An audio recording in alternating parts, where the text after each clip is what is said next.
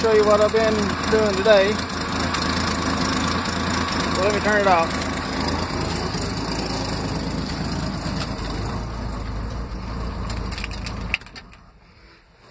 Okay, what I've been doing today. Some of y'all might remember my homemade welder, which is just an old alternator. I've been kind of putting together a bracket to hold it on old grain, because I would like to be able to weld with old grain. I need a thinner belt. This one is way too thick and it keeps trying to come off. I need a thinner one, and also I need to straighten that a little more. I can tell that right now. But okay, what I'm doing is I'm going to have it mounted in here, and I'm going to weld. I'm out of welding wire. Ironically, when I'm building my welder, I'm out of welding wire for my other welder. But I was going to weld a bolt on right here so that I can adjust this, twist this to adjust it, and I'll be able to twist this, push the alternator down, and pull this belt off and keep it in the toolbox. I'm not going to run this belt all the time on here. It's only going to be on here, running on here when I'm welding.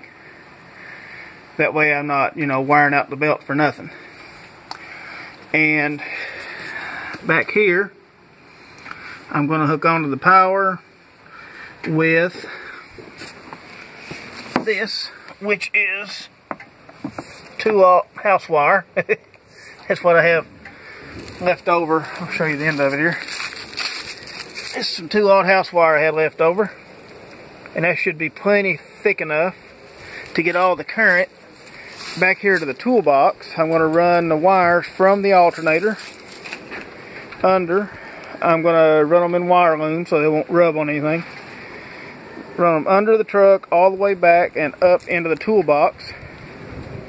And I'm going to have my probably use the same these like I used before for a welding clamp. Have one of them for the ground, one of them for the hot. And I'm also going to run a wire from the field terminal, which the way that you make one of these alternators into a welder is you full field it. You put 12 volts to the field, it full fields the alternator. What that means is whatever power this alternator can put out when that engine is turning it is what it's going to put out. So as it's full fielded, that's when you do your welding. And I'm going to run a wire from here, that's the field wire, all the way back, and I'm going to run it in the same wire loom that I'm going to run the 2-aught in.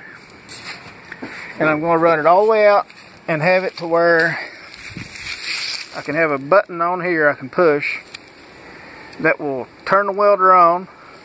I can do my welding with it. When I let off, it'll quit.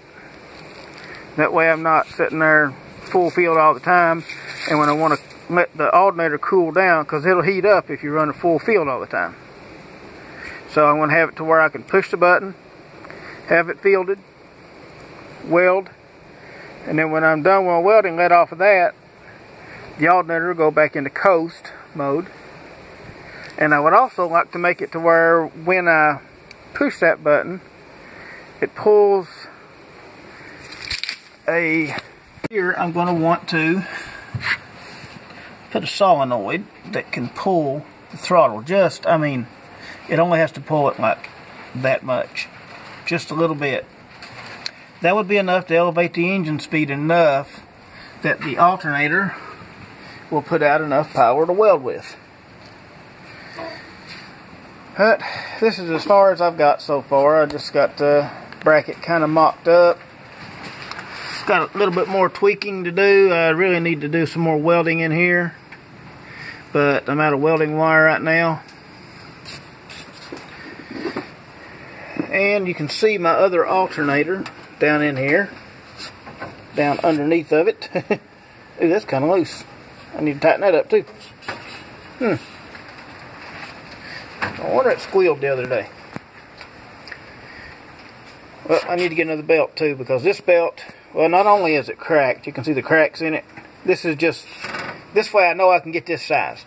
But I need to get a thinner belt, more like this one that can actually go down inside of the V-belt pulley. This one right here kind of rides on top of it. So I'll have to get a thinner one. But that is my little project right now. Just thought I would put up a little update, show y'all what's going on. That'll about do it. Thanks for watching.